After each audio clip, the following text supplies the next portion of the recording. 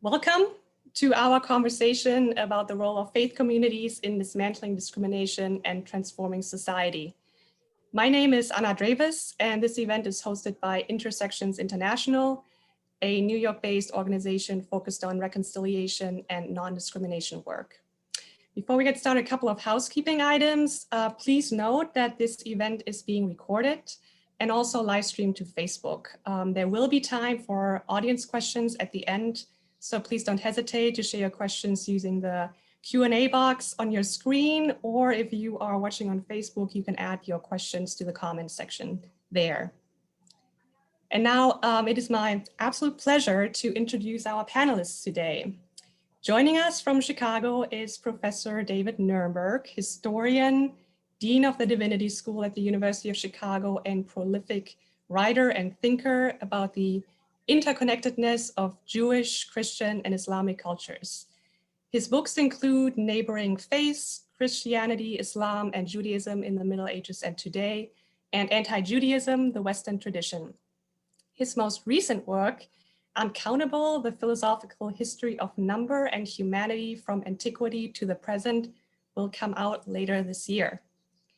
Also joining our conversation is Reverend Silke Radosh-Hinder, who is the Vice Superintendent of the Protestant Church District in the city center of Berlin in Germany, the Kirchenkreis Berlin Stadmitte. In her role as Vice Superintendent, Reverend Radoshinder develops the programmatic concepts and structures for the church district's work with children and youth, the church's refugee programs, and projects related to interfaith education. She's also a founding member of the 3 Religion Daycare and Preschool Center to be built in Berlin next year. Finally, we are grateful to have Rabbi Burton Visotzky joining us today. The list of Rabbi Visotzky's positions and accolades is very long and very vast, but most notably, perhaps, Rabbi Visotzky is the Nathan and Janet Appleman Professor of Midrash and Interreligious Studies at the Jewish Theological Seminary in New York. And also at JTS, he serves as the Louis Stein Director of the Finkelstein Institute for Religious and Social Studies, and he also directs the Milstein Center for Interreligious Dialogue. Rabbi Visotzky also serves on the United Nations Interagency Task Force's Multi-Faith Advisory Council and is a life member of the Council on Foreign Relations. Welcome to you all. So to set the stage a bit for our conversation, a couple of introductory thoughts. The ongoing coronavirus pandemic is the latest and among the most dramatic and deathly crises facing the global community today. Climate change, migration, economic turmoil, and technological transformations, potentially exacerbating existing inequalities, are among the other tidal waves heading to our collective shores. And of course, we are also aware of what is currently happening and unfolding in Israel and Palestine. At the same time, and not unrelatedly, countries like Germany and the United States are experiencing a surge in openly expressed nationalist and populist sentiments. On both sides of the Atlantic, our pluralistic democracies are challenged by ideas and demands to redefine the parameters of what it means to be us versus them. And fear-based scapegoating is increasingly graduating the trial grounds of sharing platforms on the internet and their analog counterparts and spilling into our lived reality, manifesting itself in everything from hate speech, hate crimes, to the undermining of our very democratic institutions. Our conversation today asks, what part does religion play in all of this? What can history teach us about where we are today? And what role could communities of faith claim in countering these destructive and harmful trends and leading us into more peace-filled times? Professor Nirenberg, I'm going to start with you to help us lay a bit of a foundation here. When talking about discrimination as a phenomenon that we are studying to dismantle, you often use the term anti-Judaism instead of anti-Semitism to describe a system of thought. Can you explain a little bit what you mean by that term, anti-Judaism, and also why you think it is a helpful concept when we think about discrimination and various other forms of xenophobia?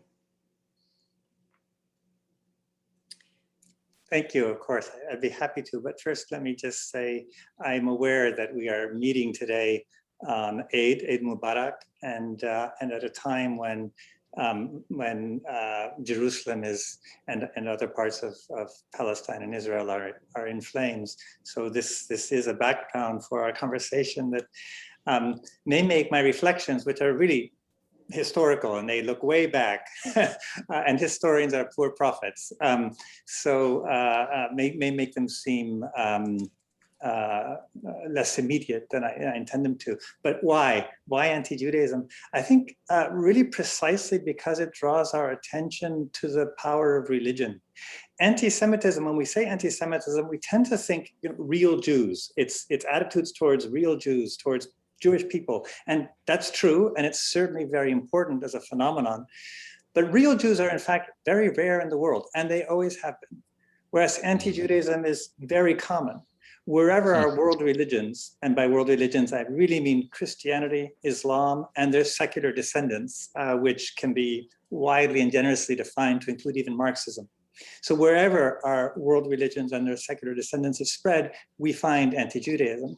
And I argue, and my argument, my thesis, my commitment, is that this is because both Christianity and Islam understood themselves at very important stages in their formation as an appropriation of the good part of Judaism and an overcoming of the bad part of Judaism as they understood it.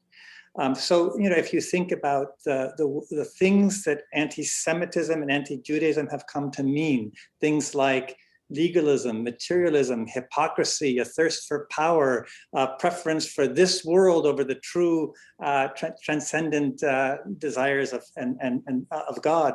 All of those are arguments that were made in early Christian and also in early Islamic texts about the Jews as part of an effort to appropriate the truth claims of Judaism, the relationship to God that Judaism was thought to have, and deprive the keepers of the old Judaism of those claims.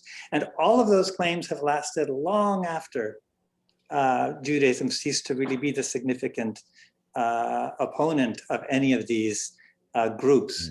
So if you think about, for example, how Jesus talks about the Pharisees, and then you open the Oxford English Dictionary and you look under the word Pharisee, one of the first definitions you'll find is hypocrite. So really basic concepts about humanity, about what are fellow ontology, what is the difference between seeming and being in the world, already understood in terms of Jewish figures, not as articulated by real Jews.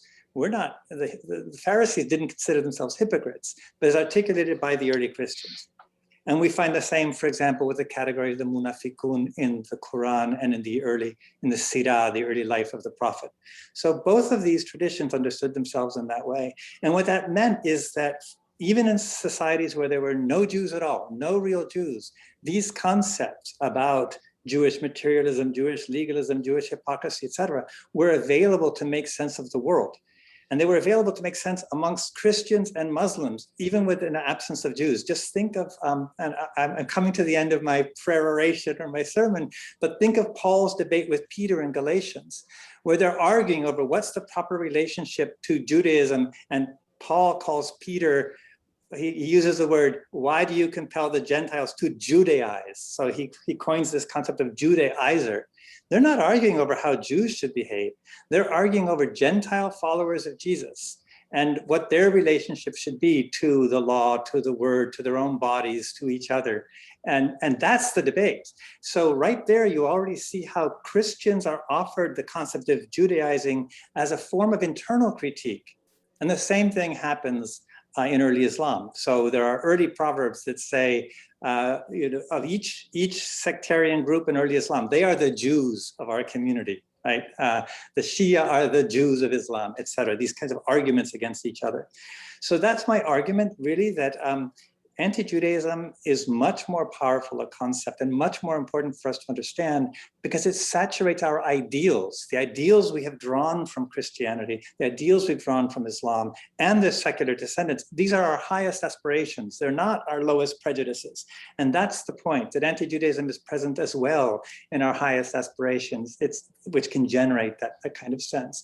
So, I would point you to Thinkers like Shakespeare and the Merchant of Venice, a society where no living Jews have lived for 300 years, and yet the figure of Judaism is the best way Shakespeare can think of to educate his people about changes in the economy, changes in the law, how they should relate to each other. Or think today of places like Hungary or Poland, where Jews stand for the enemy, the global order, the neoliberal order, capitalism, even though there are no Jews, virtually no Jews, vanishingly small number of Jews in Hungary or Poland or much of the Islamic world. So I think anti-Judaism helps us understand that in a way that anti-Semitism doesn't.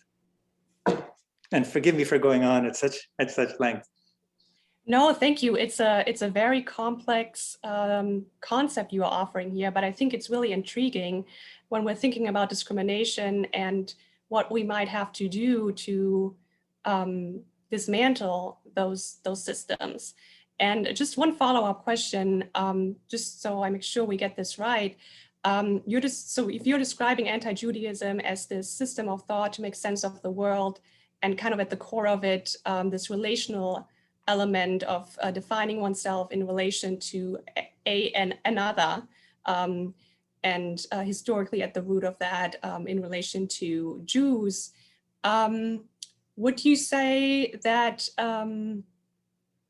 that kind of approach to the world and to interacting with other people informs other types of discrimination beyond anti-Semitism? And so could a question be, are you saying that even discriminatory acts and incidents that are not explicitly anti-Semitic still potentially carry in their DNA an element of anti-Judaism, in that they are based on a system of thought that understands the world in terms of us versus them and deploys self-soothing techniques of scapegoating and conspiracy theorizing and that sort of stuff when dealing with fear and uncertainty? Is that, in a nutshell, what we can kind of conclude? Wow, that is some nutshell and very powerful statement you just made. Thank you. And I guess I would agree. I would say every form of discrimination is equally awful, equally far from God, so to speak. But I do think that what's interesting about anti-Judaism, particularly because, or precisely because, it came so early in the formation of these systems of ideals, these systems of thought, Christianity, Islam, etc. What's interesting about it is how it's been used as a platform to create other forms of discrimination. So, for example, when the Spaniards are preparing to expel the Muslims from Spain, the Moriscos in particular in the 15th to 16th century, they've already done this to the Jews, but it's not just that they think, oh, well, we already did this to the Jews, we can do it to the Muslims now. They do for a century and a half the hard work of representing the Moriscos, the descendants of Muslims, as Jews, so that they can convince themselves that they're doing the right thing, right? So they map Islam onto Judaism. This is something Christianity had actually done already in the very first century of Islam. It had imagined Islam as a heresy of Judaism.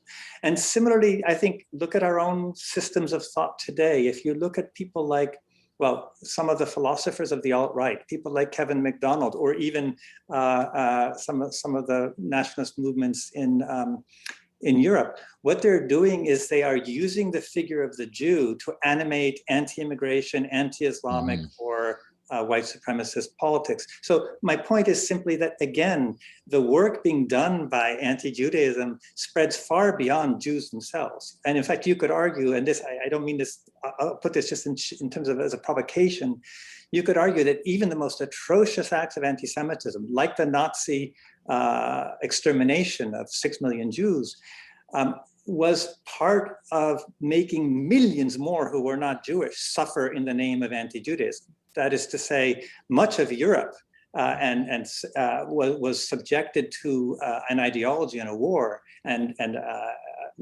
with massive human suffering, all out of this fiction that what was at stake was the overcoming of Judaism.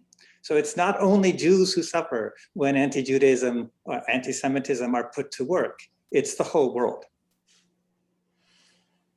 Okay, thank you for all of that, Professor Nirenberg. Rabbi Visotzky, I want to turn it over to you.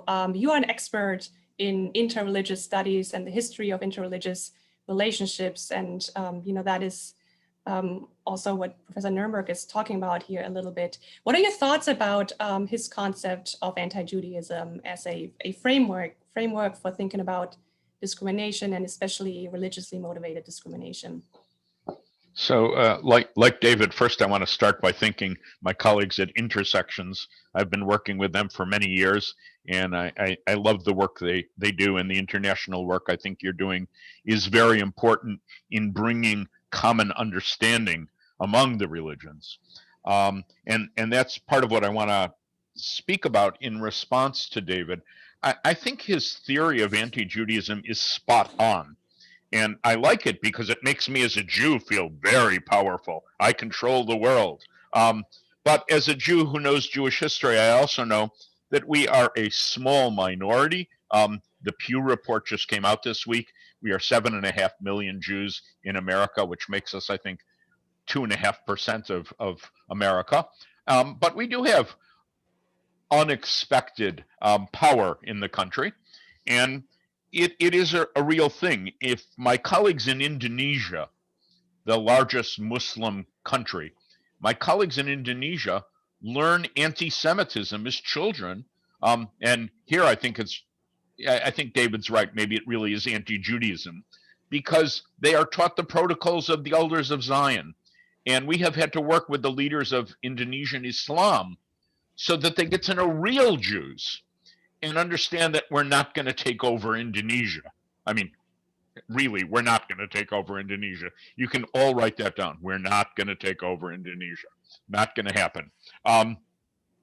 That said, I think it ignores part of the problem, which is Professor Nirenberg is totally on point that both Christianity and Islam have projected themselves, their gaze has been one of supersessionism, that they are here to replace the preceding hegemony. So Christians superseded Judaism, and they're very clear about that.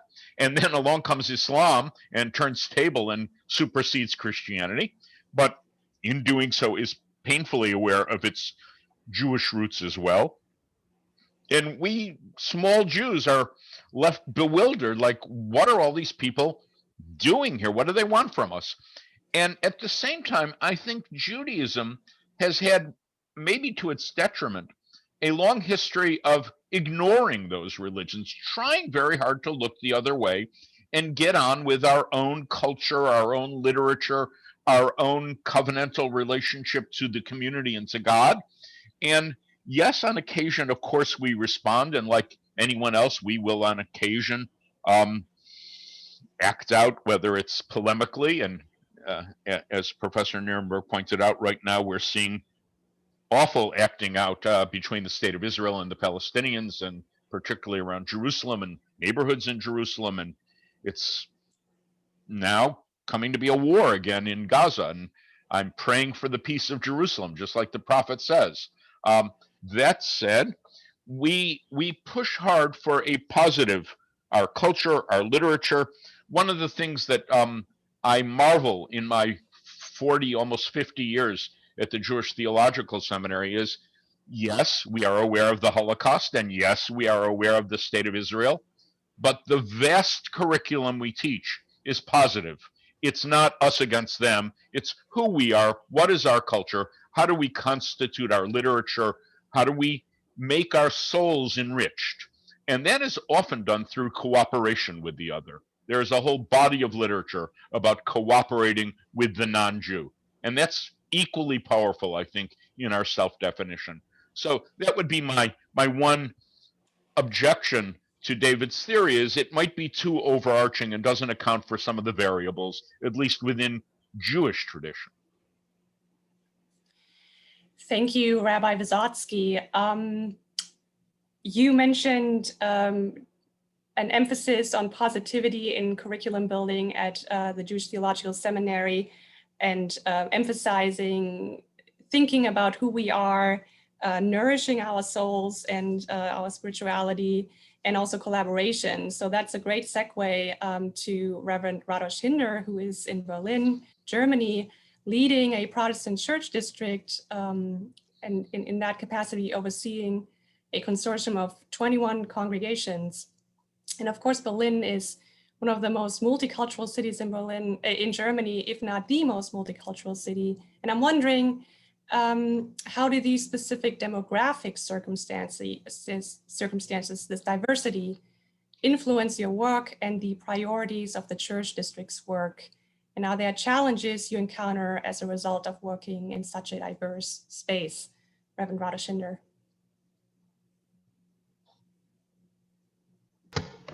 So first of all, also from my side, thank you very much for putting us together in this wonderful panel. This is really a great opportunity to talk very frankly and open about the challenges that we are facing right now. And thank you very much for both of you who said a lot about anti-Semitism and anti-Judaism relating to Christian tradition, which is on one hand, being a reverend, very painful tradition, but on the other hand, I'm very happy that we can put it out and talk about it very openly.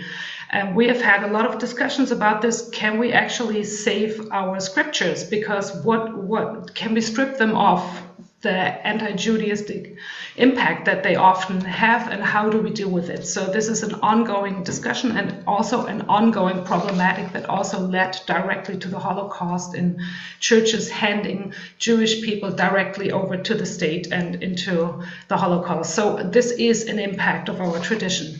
But to also focus on the positive moment that we are also looking into the future and the vision that we have now, I agree with Rabbi Bert, who said this cooperation is the thing that brings us together and that creates a new vision. And so for us as a church in Berlin, we have this idea of having an open church. An open church, we had to learn this means both ways. People can come in, no matter where they come from, but we can go out. So if you have an open church and you go out, you have to interact with the world around you, and you have to see the world around you, which means you have to actually face the challenges we have right now. And in general, we experience, what we have there is that we see the problem outside, and we have to cooperate not only within the church, but also let the problems we have within the church being addressed by people from outside. So this is perspective from both sides. You also asked for challenges and problems that we have right now. I think with this cooperation, or with being truly with a history, with a difficult history as a religious community, we are facing this idea that religion is only part of the problem. And I believe that if you have the idea that you get rid of religion altogether, you're playing the card for the fundamental people, or for the extremists. Because if you don't, because you take away the potential and the power of people who have another claim to religious, and then you only win there if you see religion only as the problem that has to be eliminated completely, because this is not going to happen. But we leave the space and the vacuum over to people who have a much more problematic stance to religion. Yeah, thank you for that, Reverend Radoshinder. I think that's a crucially important point, and part of why we have this conversation today, to think about how communities of faith can step into that responsibility that I feel like you also alluded to here a little bit, and claim space and claim a voice in these narratives swirling around us and are informing so much of our lived experiences today. So thank you for the work that you are doing, and your efforts to try to think this through and negotiate where your specific church district can have an impact. Professor Nirenberg, you have a wonderful quote in one of your books, and it goes like this: "The history of our ideas is a powerful stimulus to consciousness about the ways in which we see the world." So as a historian, helping all of us stimulate our imagination for a better future, can you think of periods or a period in history during which Jewish, Muslim, and Christian societies coexisted peacefully? And if so, what conditions can we distill from that experience that allowed for that peaceful coexistence? Yeah, well, first, I just want to say I entirely agree with Silke and Bert's points, but what Silke just said, that our religions are a resource for us in this relation, is very true. And in anti-Judaism, I was focused on an aspect of that has a very long history. That is, you might say, it was what Bert is right. I was focused on the history that generates certain forms of violence and anti-Judaism, but all of our traditions equally have within them resources that are about cooperation, about interaction, even about the similarity or the sameness of these multiple traditions. So there's many potentials in them, and one of the things a historian can do is recover, read back into the history and look for moments, passages, interpretations, schools, that movements, sects that articulated these possibilities, which are all equally true to the tradition and equally true to the prophetic word. So because, historical hermeneutics is something that Christians and Muslims and Jews are charged to carry out. It's through reading these texts that they discover the possibilities for existence in the world. So I am all for that, and I would say that there are many, many examples. Now, we're never going to find a lesson that's like, oh, that's exactly the one we want. Most of the examples in the past are of highly hierarchical societies that have relatively more room for coexistence or relatively less. And they're all punctuated occasionally by outbreaks of violence or by spasms of intolerance or by the destruction of the conditions of possibility for coexistence. So these things happen just like they happen in our own time, in our own modern world. We can all think of examples, the Ottoman millet, the Ottoman Turkey with its space for these Christian, Muslim and Jewish communities, although in a hierarchical order, right? Medieval Spain, which is the play, my Lieblings, my favorite space of play, precisely because it had the largest Muslim populations in Europe. It had a very important, probably the largest Jewish population in Europe. And of course, it was dominated first by Muslims and then by Christians in the period that I'm interested in. And it saw what we call convivencia, living together, but always, again, hierarchical, always punctuated by the possibility of violence and, by ambivalence. So I think what we need to understand is that every example is going to offer us something like that. And I'll just end by saying our own societies are also wonderful examples of coexistence. It depends on how we look at it. I mean, one way of looking at, for example, the Israel-Palestine is as a society that has the highest heterogeneity between Muslims, Jews, and also Christians in the world, and is relatively successful or relatively unsuccessful in managing that. You can walk through parts of East Jerusalem and believe that you are seeing a multicultural society of the very highest order in certain moments, and in other moments, like today, you would not have that impression. And I would say the same thing about the United States, for example. If you just think about the fact that the United States has been in a state of war, declared or undeclared, with one Muslim or state or another, or non-state actor or another for the past 20 years, and yet the FBI database of hate crimes against Muslims has not shown the kind of spikes you would think that kind of conflict might create, despite the efforts of politicians sometimes to activate it. That's a sign of a plural society with its ups and its downs, with its limitations and its successes, but it's a sign of a plural society that we should also, in many ways, be proud of. So I would just say, every society, if we look at it with a long historical view, every society can offer us, and every religious society can offer us examples of the possibility of pluralism, of coexistence, of convivencia, and it can also offer us examples of the limits of that, of the constraints, and of the collapse.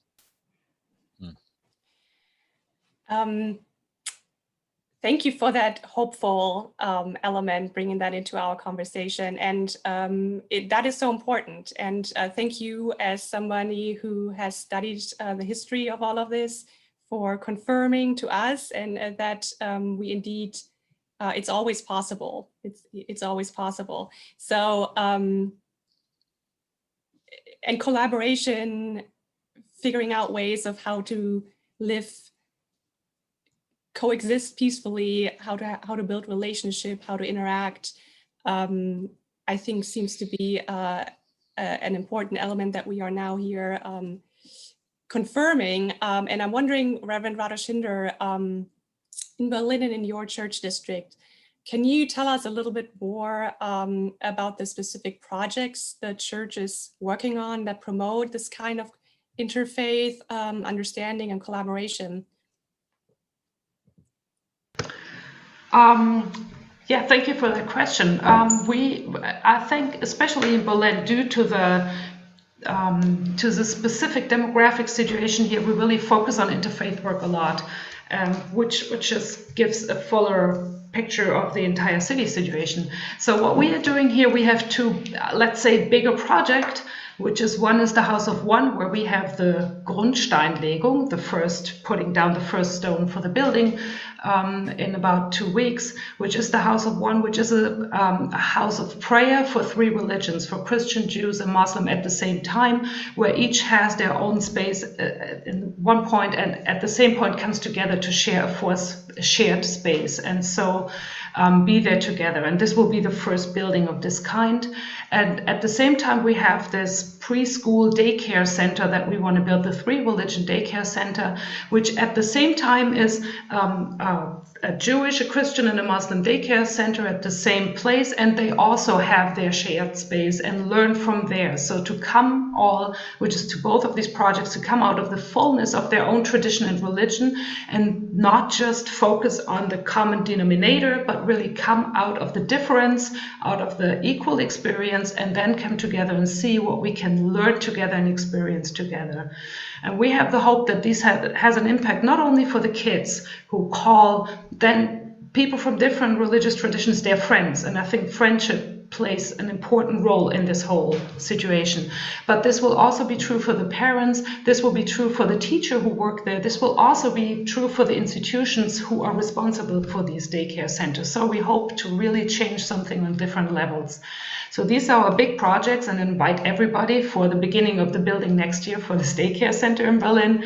But we also have smaller projects, like one project with young teenager and young grown-ups that was called Show Me Your World, which was a training for tour guides for young kids who feel religiously affiliated, or for young teenagers who feel religiously affiliated, to show their own religious experience from different perspectives in the city, and then come together and do this as a team and show other people what their city actually means. And this project was done. We had 2 times we did it, the trainings, and it had an amazing impact that actually still inspires us and inspires a lot of other people. So you don't only have the big projects, you also have the small projects. But what I truly believe in is this idea of what Rabbi Sachs, the former chief rabbi of Great Britain, calls the side-by-side dialogue, much more than the face-to-face I know theological dialogue is important, but I really believe in this kind of social dialogue or social action dialogue. Yeah, thank you, Reverend Radoshinder. And I know from our work with the church district, and I just want to add that to your remarks, and it's so powerful, these projects that you're working on, that you're also always open and intentional about having these social dialogues with people who are not affiliated with the church or religion at all, and trying to remain open to bringing them in as well. And I think that it's a constituency that is perhaps just as important. It's important to have that side-by-side dialogue with them as well. Rabbi Visotzky, you are also involved in a lot of interfaith work. In your experience, how can interfaith collaboration, looking at the many years of work you've done in that space, help toward a more peaceful existence, a peaceful coexistence among various faith traditions? Well, first, I want to applaud Silke for her daycare center. In fact, I want to enroll in the daycare center, if you'll have me. I might have a little trouble sitting on the floor and then getting up, but the idea, I mean, it is the question you asked of David. Where is a moment that you can see Jews, Christians, and Muslims living together in peace? Silke's daycare center is that moment, and I applaud it heartily. I've been involved in many, many efforts. I've been a member of Union Theological Seminary, a liberal Protestant seminary. I've been a member of their faculty as a visiting faculty member since 1980. I went first to Union to learn Greek for my doctorate in Midrash. I learned New Testament from Father Raymond Brown and got involved in the Catholic community that way. At Union, I continue to be involved. I serve on the advisory board of their Center for Earth Ethics, where we do environmental work as well. I will be going next year, returning to Rome to teach at the Pontifical Gregorian University. That's a Jesuit seminary. I've taught at the Angelicum, the Pontifical University of St. Thomas Aquinas, which is a Dominican seminary. I don't know whether it's just that God has a good sense of humor or the church has a sense of penitence, but the Jesuits and the Dominicans, of course, in David's Middle Ages, were the ones who so regularly persecuted the Jews, and now they have Jewish studies. And I think it will go a long way, not only to learn about the history of Judaism, but to learn from a living Jew in front of them, what does it mean? And of course, I can take them out into the Jewish community in Rome, where they can meet other living Jews. I'm fond of the distinction that my colleague, the Archbishop of New York, Timothy Cardinal Dolan, made. Tim Dolan and I disagree on most things, but I count him as a friend because I think he is sincere in what he says. And he said to me once that we have to get past the dialogue of grievance, that when we talk to each other, we complain all the time. You did this, you did that. He said, there's so much God demands of us. Feed the hungry, house the homeless, clothe the naked, visit the sick. He said, and these are things that we can and should be doing together for one another's communities. I'm very proud to be on a founder and on the board of an organization called Shoulder to Shoulder, which is an anti-Islamophobia organization in the United States. It's made up of almost 36 religious organizations, only 1 or 2 of which are Muslim. The rest are Jewish and Christian, because we stand shoulder to shoulder. We can't attack one another, and attacking a Muslim is like attacking a Jew or attacking a Christian. So I'm engaged constantly with Catholics, with Protestants, with Muslims, and because I teach at JTS, even with Jews. So I think it's an important and kind of endless task that we engage in. You push the rock up the hill each day. I want to shift gears just a little bit and think for a moment about education and the role of educating a new generation of leaders and peace builders and reconcilers. Rabbi Visotzky, as you have mentioned, you are an educator at a Jewish seminary here in New York. And I'm wondering, how do you prepare your students to become leaders of communities and congregations, especially in a culture that continues to rely so heavily on anti-Semitic concepts and ideas? I'm so glad you asked, because I'm engaged and I've brought my students with me so that literally today, 2 of my rabbinical students signed on to work for a multi-faith organization that's called Faiths for Vaccines. Muslims, Christians, Jews, all working together so that our houses of worship can either be vaccination sites or encourage our congregants to get vaccinated and to help the US government, frankly, vaccinate as many people as possible. So that's an example where I can bring my students along, and they are going to be doing the work of surveying the variety of religions. I have brought my students along as well to my work in the United Nations, so that my young men and women can come to the UN and literally roll up their sleeves and work with the 193 member nations and get to know everybody, almost literally everybody and their uncle, not all of whom are friends to Jews, but all of whom share certain common goals in the UN development goals that we can work together toward. And in a venue like that, they get to meet other students of other religious communities working towards the same thing. So the more we work together, the more opportunity we have. I'm careful about where I can and can't go with my students, but because it's inappropriate, say, for me to take a female student overnight somewhere. It can't happen and shouldn't happen. But I remember flying with one of my female rabbinical students up to Toronto. I left at 6 in the morning and we came back at 9 at night to the parliaments of the world's religions. Again, so that my student could see the array of religious actors all trying to repair the world. Yeah, that's fantastic, and I'm sure has tremendous impact on your students. And if I think back to my time in various educational institutions, sometimes it doesn't really land until many years later that you think back to some of these experiences that maybe were too complex and overwhelming at the time, but then years later, when you find yourself in a space, in a situation where some of those lessons really resonate, you realize what a long-lasting effect these kind of educational experiences have. So that's fantastic. Inshallah, yeah.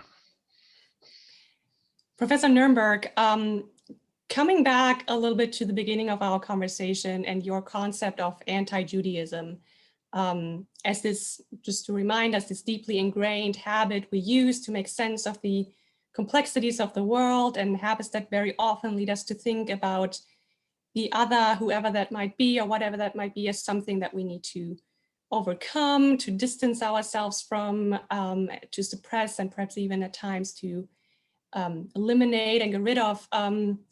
What are your thoughts about what we can do to break these habits and unlearn some of these ideas? Well, I think my answer is going to be a little bit that of an egghead, or an educator, someone who believes in at least in education as the path I've chosen. Right? It's not the only path, and that is, maybe it goes back to that quote you read earlier from my book, which is to say that if we become aware of the history of ideas, of our ideas, it can help us become aware of why we think what we think, how our ideas are encouraging us to project certain ways of understanding the world onto the world, and why they make us, to some degree, sensitive or influenceable by certain arguments. Right? They can help us resist that, and the reason I say help us resist or uncover alternative possibilities, right? Because that's the other thing that the historian can do. The historian can look at the past and show us that many faith communities, even faith communities that we take to be exemplary in the distant past, have had multiple attitudes, many of them open to others in a way that we are perhaps being told we should not be open today, and vice versa also. But the really important thing to remember is that every moment of massive intolerance and every moment of massive cooperation, coexistence, has been a moment in which there have been ideas competing. It's not that there have been moments in which everyone agreed we should all get along, or moments in which everyone agreed everyone else was bad, everyone from every other group was bad. Ideas are always competing. And in that competition of ideas, we're seldom the only actors. People are often, interests, powerful people are often using those ideas to set us against each other, to carry out a particular political or economic program, etc. So again, education, that is the idea that the more we understand about how our ideas have taken shape, about what the alternatives are, about how those ideas get deployed in society, the more we're capable of being informed religious citizens, informed actors in our own world, and more capable of, I hope, resisting when religious ideas are put to the work of creating dissension for other reasons, if that's our goal, to resist that, and likewise of perceiving in our own traditions the possibilities for openness. So I do think education has an important role. I don't want to be Pollyannish about it. I think we live in the most literate society in the history of the world. The globe is today more educated than it has ever been, and yet intolerance has not disappeared. So I don't mean to pretend that my approach is the answer any more than I mean to pretend that a good psychoanalyst can cure every patient. But I do think there's something to be said for education, just like there's something to be said for psychoanalysis. And this is, the path that I think most of us on this call have taken.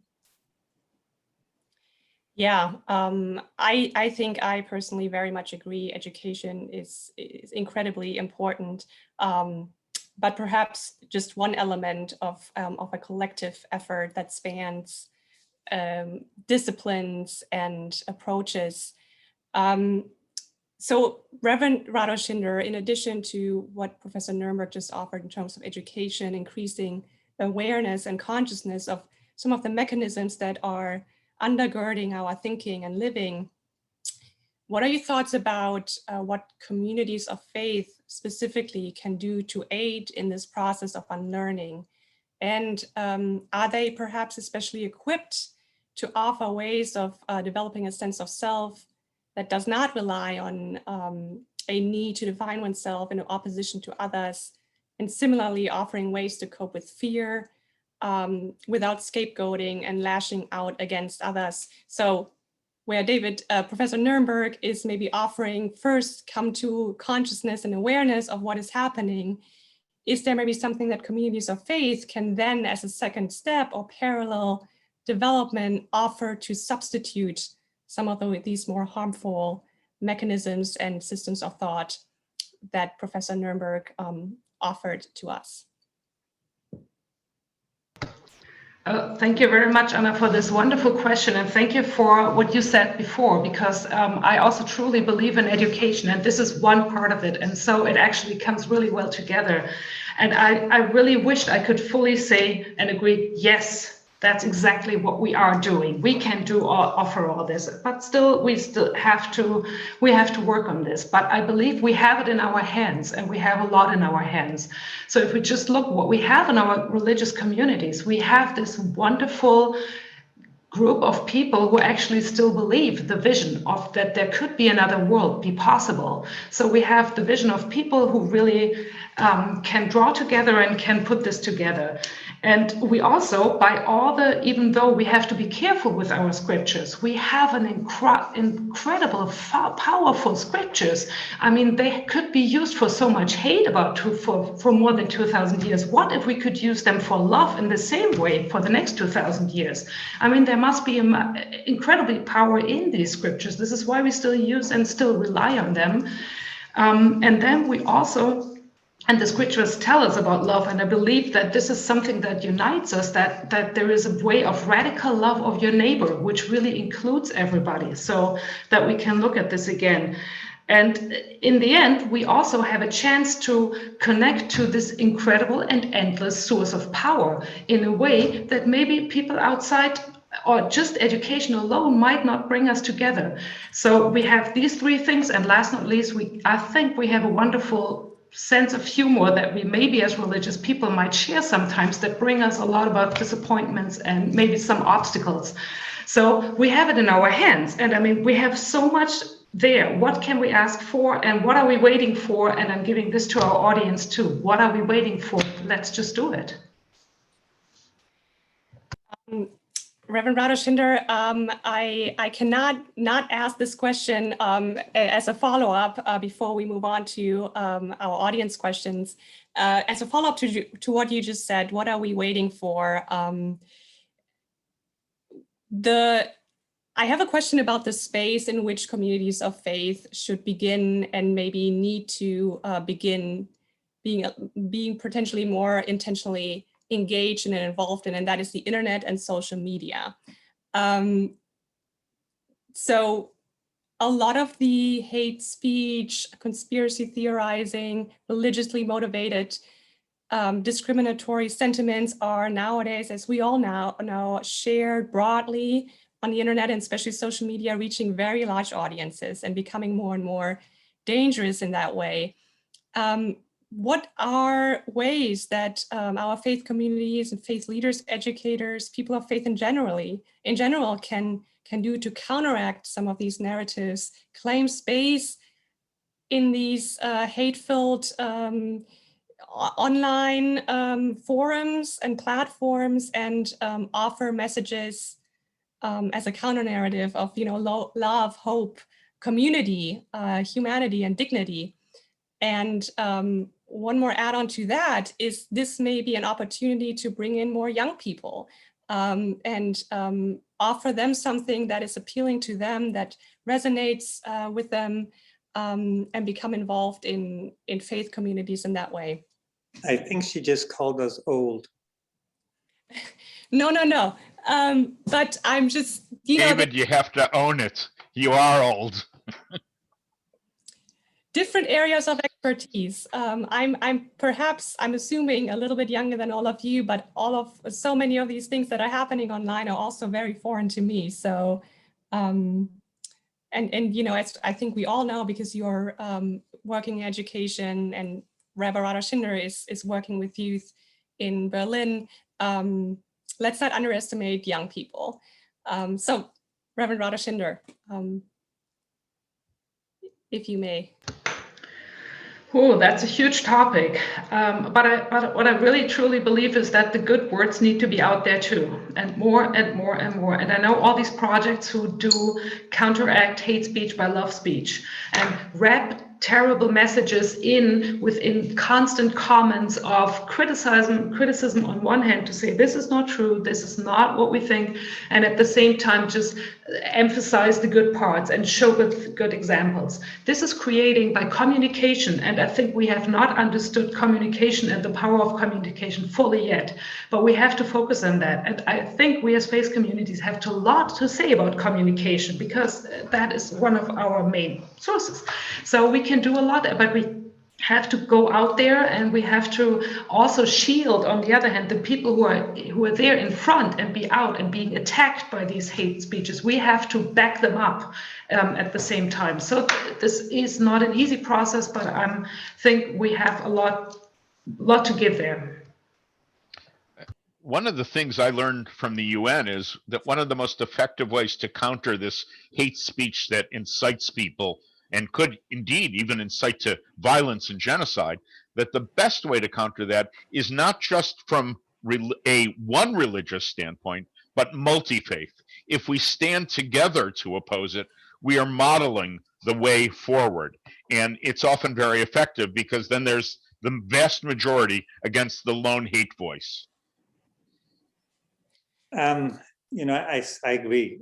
I spent some time with Facebook, one of many people they consulted with about this problem, and in particular, I think my function there had to do with religious hate speech, and it's a huge problem. And it's a problem. It's not a problem just it's international, and we've seen its capacity to drive genocide.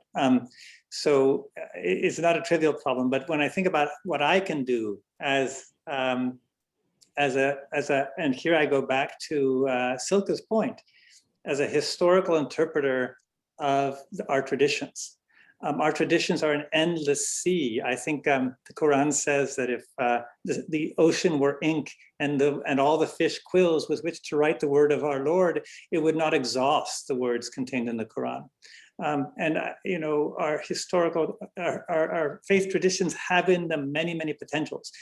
I think our job, one positive aspect of, one constructive aspect of a historian's job can be to discover those potentials that have been forgotten and hold them up before our present and our future as possibilities for faith. And if we succeed, and I think, this is going back to what Silke said, if we succeed in turning those particular possibilities into, I'm going to use an ugly word, memes, just as powerful as the hate memes that are very virulent on the internet, then we will have achieved a great deal. How do we do that? That's a totally non-trivial task, and certainly it means turning to media, turning to people, youth, and producers and people who know how ideas take shape, that are not academics like us, and probably younger than us too. But I agree that is a crucial task. I'm trying to do it myself in my own stumbling way in my current project, and I must say I don't really know how, but it's clear, Anna, that you have asked us no small questions, so why not ask us this really, really big one? Yeah, well, thank you for being so kind, taking a crack at it. Obviously, it's a huge problem, one of maybe our largest problems that we are facing as a society today. Professor Nirenberg, thank you for sharing some of these possibilities that you mentioned with us today. And I think on a final note, before I turn it over to audience questions, I also am wondering if communities of faith, if there's a lot of potential in communities of faith branching out a little bit and reaching out to media, Professor Nirenberg, as you suggested, and people who are perhaps in advertising and understand how these also psychological tools work to get people to reach people. Okay, so well, thank you first of all to all of you for your wonderful answers. I'm going to share a couple of audience questions now. And I'm going to start with something very simple, just so we can get that out of the way. Rabbi Visotzky, an audience member, is asking if you could put the URL for the organization you mentioned, Faith for Vaccines, in the chat box. A Google search did not turn up the organization. I'm doing it right now. Perfect. Thank you so much. Thank you so much. And then since we are talking about religion and violence and ending that and overcoming it, a pertinent question here, which is how can faith communities reconcile their own violent history? And is that kind of reckoning and reconciliation necessary to move forward? So Rabbi Visotzky, do you want to maybe? I'm sorry, I was typing just once more. I'm sorry. What was the question? Sorry, the question was, how can faith communities reconcile their own violent history? And is that kind of reckoning and reconciliation necessary to move forward? Really, anyone who might have a thought on it can answer. No, I think we do have to. I think we do have to recognize that either in our past or in our current time, that we have oppressed, that we have committed acts of violence, and we have to learn how to do faith, truth and reconciliation, to coin a phrase from our South African colleagues. But I want to say, and here I'm looking at Silke on the screen, the Germans have been exemplary in how to come to terms with the violence of the Holocaust and the years of the Shoah, and to make amends and to educate their students. They're not always successful, but they always have the good intention of doing that kind of repentance, I think. And it is a concept that's right there at the center of Judaism and Christianity and Islam. We do indeed need to own in some way the violence that is part of our tradition and the ugly parts of our tradition. Each of our traditions has its moment of teaching hate. And as Silke said, and I think she said it very well, we have to overwhelm that with love. Yeah, fantastic. Reverend Radoshinder, do you want to add anything to that?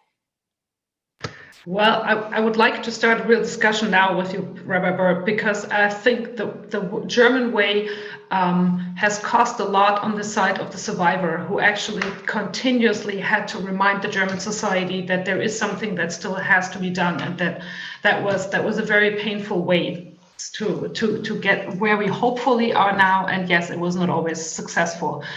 And I don't know, it's a very difficult situation. A very difficult question for a church as an institution to deal with crimes that go actually that are not forgivable, that are not. So it's, I don't know. I think to acknowledge that these things happen might be the first step, and then from there, I really don't know. It's difficult, and it will stay difficult. Yeah, the acknowledgement point that you just made, I think, goes back to what Professor Nirenberg was saying about awareness as a first step. Yeah, I guess I would say something like that. I mean, I hate to always borrow images from psychology, but they're close to home for many people. So I'll use them, even though collectives are not individuals. But many faith communities have a tendency to want to fantasize their own perfection. And partly that's built into our transcendent goals, right? But to fantasize your own perfection on earth is to ignore the fact that every faith community has the ability to generate, as Bert just said, to generate all kinds of, let's just say, imperfections. And if we simply focused more on removing the plank from our own eye before before trying to assign responsibility for the ills of the world to some other group, we, I think, would go a long way. That's not really hard. I mean, as actionable intelligence, we have proverbs. Our own faith traditions tell us to do that. But it turns out to be extraordinarily hard to actually do, either as an individual or as a collective. Thank you all. So we have a couple of questions about Israel and Palestine. And I, understanding and knowing that this is a huge topic, I'm going to share one of the audience questions. What can we do about conflicts that are long-lasting, complex, and seemingly impossible to resolve, like Palestine and Israel? What would it take to make reconciliation possible? And where do you see your work potentially aiding in that reconciliation process? Very small question, just a very small question. Well, I'll answer from the point of view of a historian. So a medieval historian even. So Palestine and Israel, I can say, are new. They're new problems. But I would say every or many great problems present themselves both as older than the hills and as fresher than the grass. And you could say that of the perceived conflict between Islam and Christianity. You could say that of racial issues in the United States. You could say that of many of you could say that of gender hierarchies and even of profound economic differences. So many issues are of precisely the sort, and I would say all the difficult issues are of the sort that looks like it's both very old and yet is also always new, always different for each moment in time. Otherwise, they wouldn't be enduring, right? It's one of the things that's interesting about anti-Judaism as a discourse. How has it been effective over such a long time in such changing conditions? And of course, it's been effective over such a long time in such changing conditions because it too changes constantly. It looks eternal, but it's constantly changing. And that's true of most of the really major problems that we face, especially around our faiths.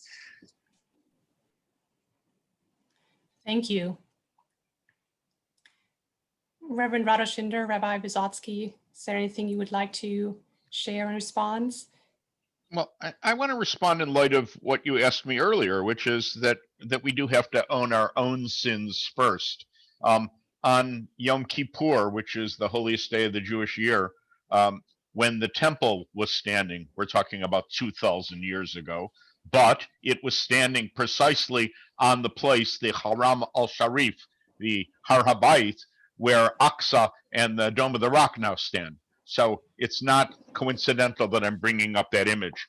But when the high priest prayed for forgiveness on behalf of the people of Israel, the Torah commands him that first he has to achieve his own atonement, then atonement for his own household, and only then, after reckoning with his own sin, can he even begin to attempt to ask for atonement for all Israel. And I think we have to do that. We have to start with our own sins. In the current situation, Israel has not been guilt-free. They have been provocative in neighborhoods like Silwan or Sheikh Jarrah or Shuafat, which used to be all Arab Muslim neighborhoods.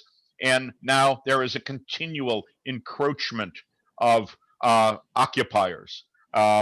The occupation, and I'm going to use that word, the occupation since 1967 has been fairly relentless. And it would be great if we could find some way to negotiate a peace with the Palestinians so that they could have a country and we could have a country.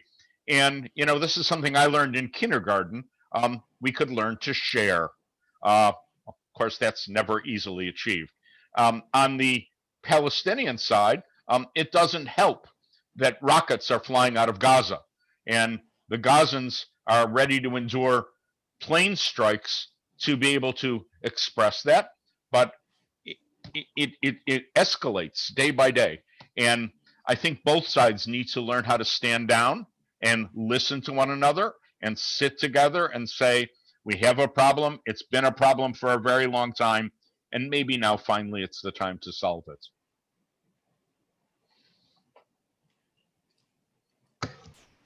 Thank you very much for what you said. And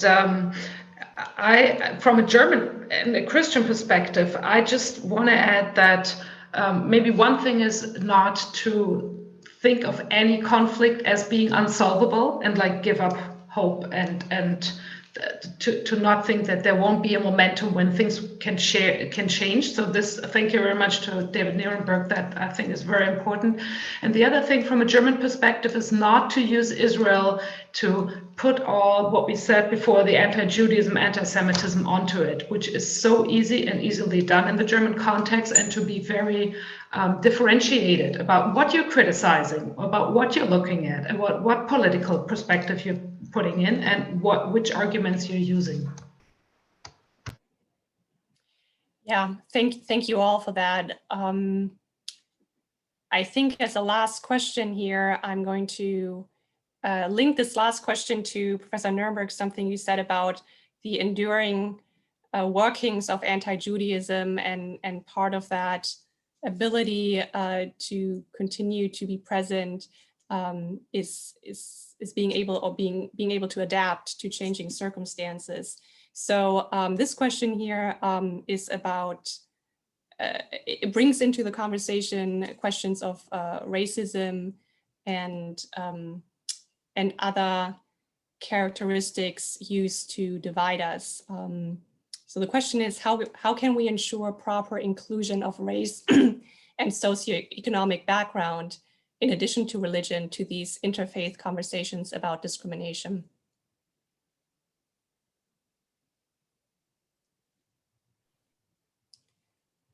For me, I think for everybody, if you'd like. But I mean, there really are no small questions. But I do want to say, my current project is called something like Adam's Seed, Race and Religion in Judaism, Christianity, and Islam.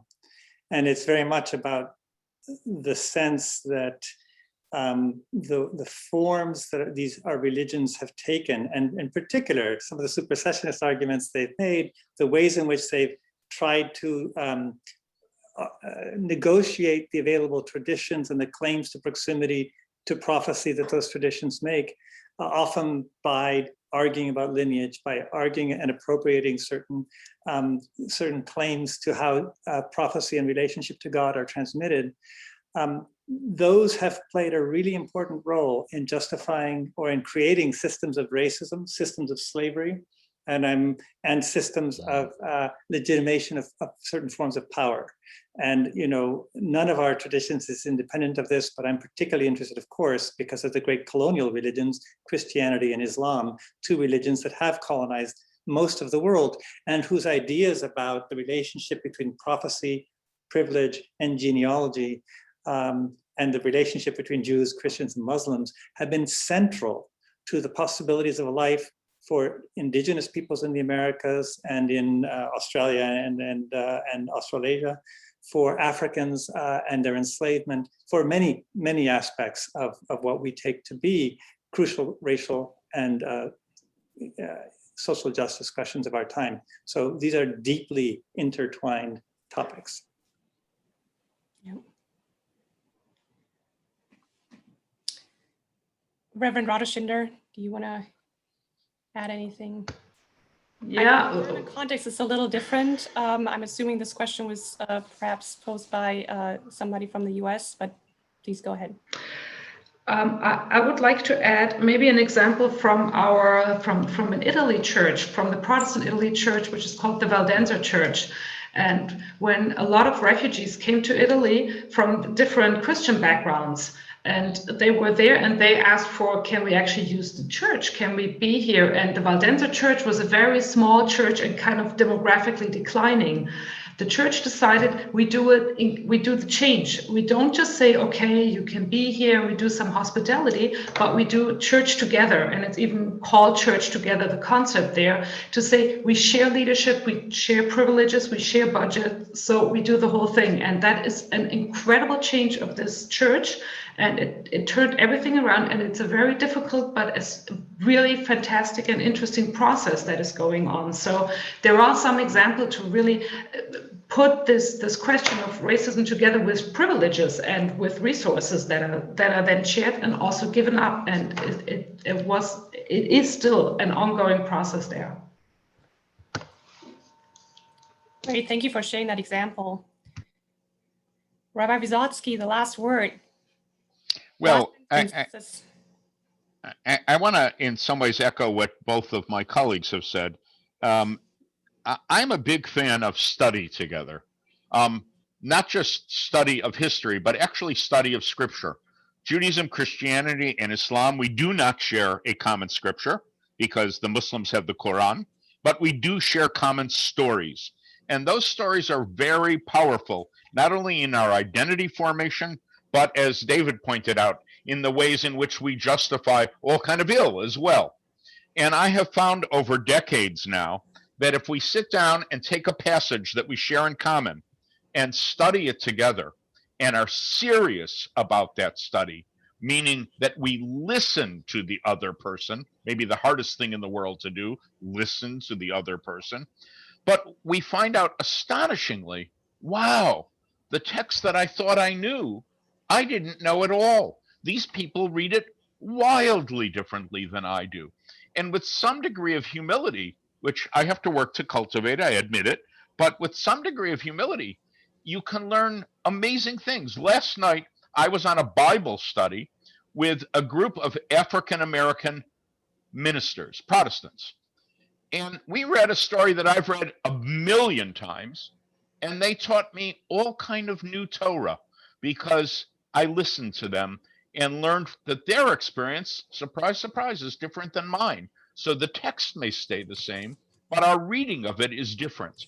And in that, I think we learn to respect, dare I say, even love one another. We are not at all shy about our goal. Our goal is to create the beloved community.